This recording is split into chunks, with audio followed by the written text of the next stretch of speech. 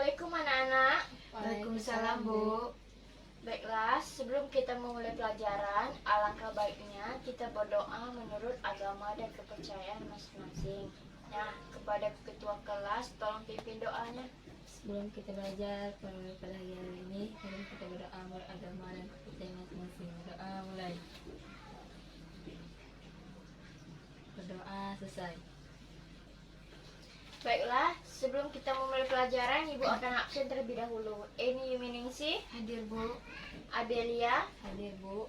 Nah, di sini kita akan membahas tentang tema 1, indahnya kebersamaan, dan subtema 1, keberagaman budaya bangsaku. Nah, di sini tak ada yang tahu keberagaman itu apa?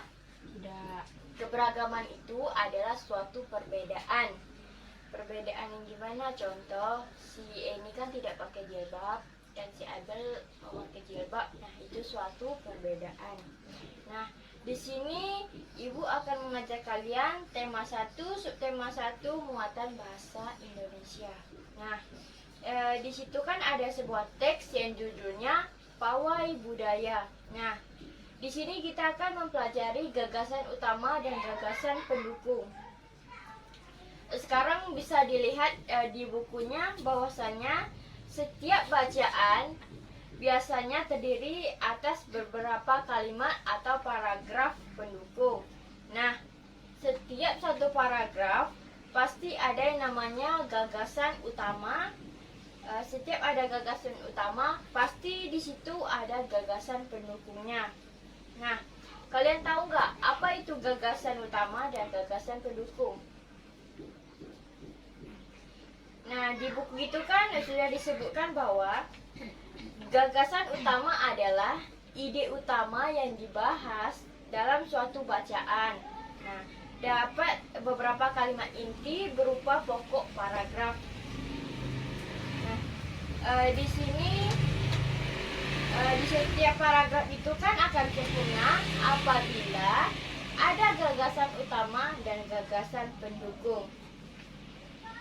Gagasan utama bisa disebut gagasan pokok, ide pokok atau pokok pikiran. Nah, biasanya terletak di Awal paragraf, tengah paragraf, akhir paragraf. Iya, biasanya terletak di awal paragraf, tengah paragraf, dan akhir paragraf. Nah, sekarang kan sudah tahu gagasan utama itu apa. Sekarang kita belajar lagi memasuki gagasan pendukung. Nah, kalau gagasan pendukung ini adalah uraian atau tambahan informasi untuk gagasan pokok. Nah, gagasan pendukung ini tadi sudah Ibu jelaskan ya, fungsinya itu adalah untuk memperjelas gagasan utama. Sampai di sini ada yang tanyakan tentang gagasan utama? Tidak, Bu. Baiklah. Sekarang buka halaman 4. Di situ kan ada teks bacaan yang judulnya Pawai Budaya. Nah, Pawai Budaya itu kan sebuah judul. Nah, di teks tersebut ada beberapa kalimat, kira-kira ada yang tahu? Tidak. Ada, Bu.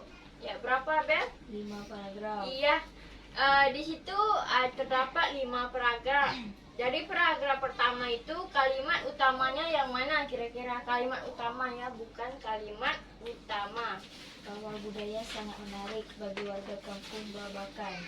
Iya, itu kalimat utama. Pawai budaya sangat menarik bagi warga kampung Babakan. Nah, di depan budaya itu ada gambar, bahwa gambarnya itu seseorang yang memakai adat Bali. Nah, di belakangnya ada rumah adatnya.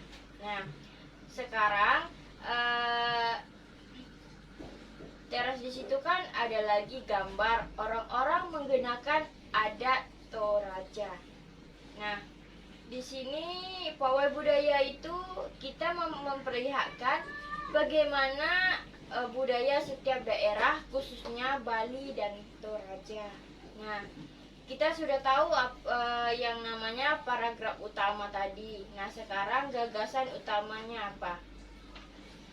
Kalau paragraf utamanya kan sudah disebutkan.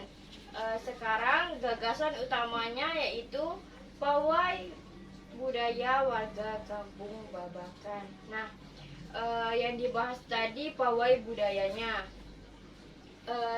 Sebelum kita mengakhiri pelajaran, Ibu akan menjelaskan sedikit tentang teks ini. Bahwa di baris pawai tersebut yang paling depan adalah rombongan dari Maluku. Nah, itu adalah isi dari paragraf pertama dan kedua. Nah, sekarang untuk paragraf 3, 4, dan 5 tolong diskusikan di rumah dan dikerjakan di rumah. Nah, sekarang dicari gagasan pokok, utama, dan pendukung.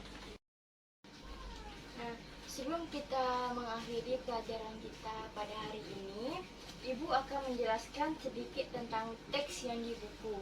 Nah, bahwa barisan pawai tersebut yang paling depan adalah rombongan dari Maluku.